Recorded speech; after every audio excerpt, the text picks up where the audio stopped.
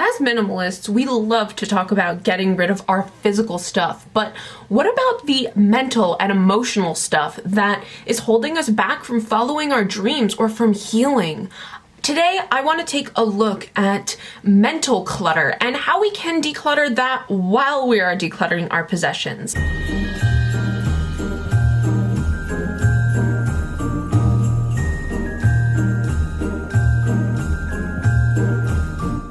So mental decluttering, many of us are super passionate about getting rid of stuff, but when it comes to looking into our internal minds, it can be a little bit scarier. But what if I told you that decluttering your actual stuff could become easier if you spend some time exploring your mental junk and getting rid of that first? Where I'm coming from with this is that if you have too much stuff, that came from somewhere inside of you, or at least in my case, I thought that having more stuff, having the right stuff would bring me happiness, that it would make me a better person, it would make me more of the person that I want to be.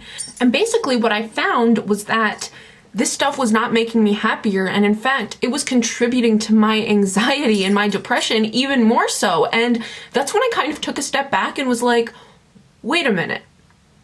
If getting new stuff is not making me happier, maybe having less stuff is going to help with that. And after I went on a 4-week hiking and camping trip and I lived with the least amount of stuff I ever had, I was just high on life. I was so happy all the time, spending time in nature and not having to worry about any stuff, any technology, nothing. And so that's really when the light bulb went off for me. But different people have stuff for different reasons. And if you find yourself having too much stuff, it's really worthwhile to examine what it is that caused you to acquire so much stuff or to feel like you needed all this stuff. There's some real gems in there when you begin to explore your relationship with stuff and how it got to where it is. So the thing is that when you start investigating why you have so much stuff, it oftentimes is a lot of the same junk that is keeping that extra 25 pounds of weight on, or that is stopping you from asking your boss for a raise, or that is making you feel like you have to people please all the time. A lot of this stuff is really interconnected, and a lot of times all that stuff ties back to some limiting belief that you developed when you were a child from being told certain things, or from having negative experiences or experiencing trauma at such a young age. And when you begin to understand it, you can begin to heal it. My number one tip for investigating and dealing with your mental clutter is journaling, and specifically doing morning pages. Now, if you don't know what morning pages are, it's basically 3 pages of freehand writing first thing in the morning. This concept was developed by Julia Cameron, who wrote the book, The Artist's Way. I don't even want to call it a book. It's like a workbook program thing. It's amazing. I strongly recommend getting it and applying it into your life, okay? I actually have a video all about that. So if you want to learn more, you can click this video up here. And honestly, it's weird how much journaling first thing in the morning can impact your mind and your healing.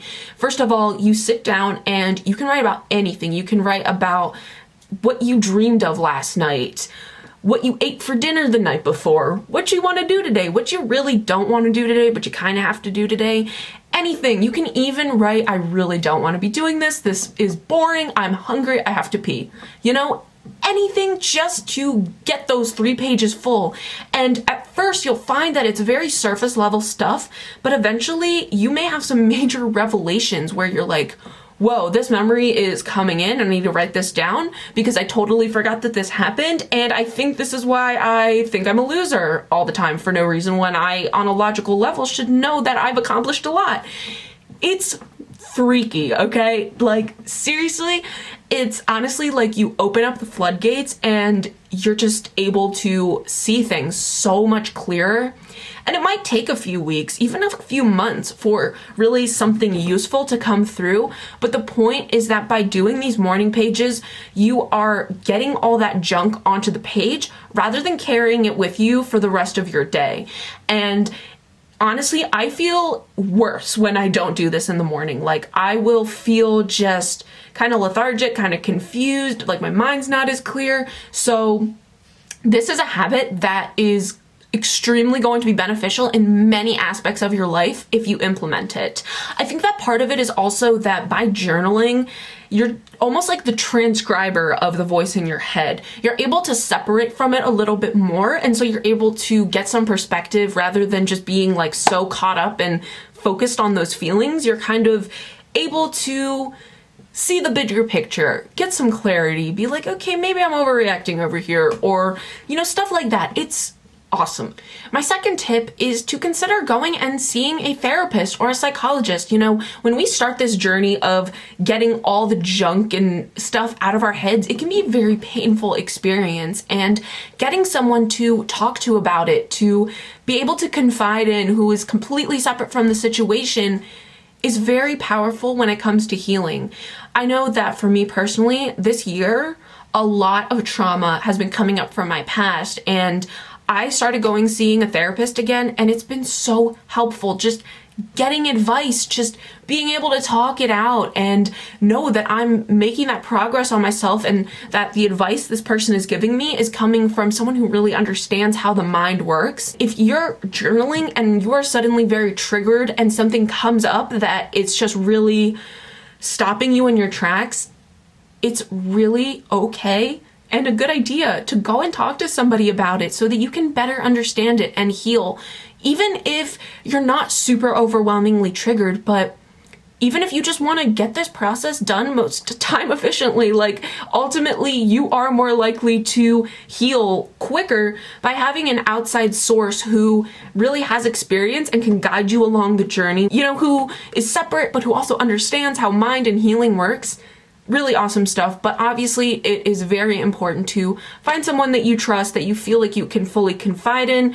And I think that it's just really awesome how our generation is normalizing talking about mental health and getting help for your mental health. Tip number 3 is to go and get some exercise, but not just any exercise, preferably outside and cardio based. So either running or walking. I've just found that when I run, I'm able to not just get endorphins pumping, but it also is such a repetitive, natural motion that I'm really able to go into my head, and I get clarity so easily. I mean, if there's something that's bothering me, I really am able to understand it and approach it from a more level-headed perspective after I run or during my run. I can't really explain why this happens, but it really just, again, I don't know. It pulls you out from sort of that confusion and just being overwhelmed in the moment, and you're just doing this one thing and you're focused on it, and it's the most natural human movement possible, and your mind just kind of starts sorting stuff out. And afterwards, because of the endorphins, you're just bound to feel better. Like, I've been in a fight with my parents before or something, and I go for a run and I come back and I'm like not even mad anymore. I'm like, I'm sorry I overreacted. It's really cool. I've definitely gone on runs where I'm like in tears, like with the tissues in hand, and it transforms my mood and my emotions. So I strongly recommend getting into running. You don't have to run fast. I actually have a video all about that as well, and I'll link it above. This is like plug my old videos day.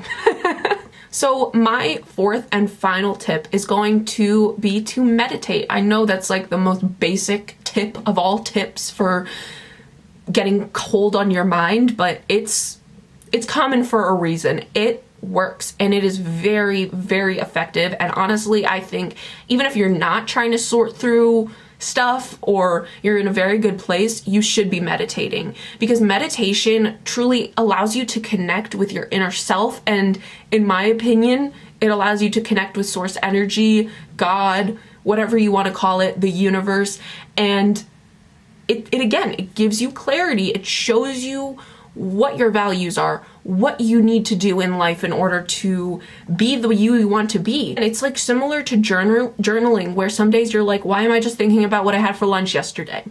But then when you're consistent with it, you end up having these profound moments. Maybe you completely clear your mind. Maybe you have a vision, or maybe you just feel a sense of connection. It's something that is so powerful for healing. If you don't want to meditate, then you can even just praying and taking time basically to connect to your source, your higher power, God, gods, goddess, all of it. Really connecting to something larger than yourself and asking for help, asking for what you need, being open to receiving an answer. It is pivotal in this time of decluttering your mind or anything you're trying to do in life. Seriously, strongly recommend meditation and or prayer, even if it starts for just 1 minute a day. I've actually been meditating consistently for, about 2 years, 2.5 years, something like that. So you want to hear my experience or hear more about that, just drop me a comment below and I would love to make a video about that. Those are my main tips for decluttering your mind, and I really hope that you got some value from at least one of these tips, that they set off a light bulb in your head that has made you clear on what your next step needs to be. If you have any other tips on what you can do to declutter your mind and get clarity, comment it down below so we can all help each other out. Thank you so much for watching, and I will see you for tomorrow's Vlogmas video. Bye!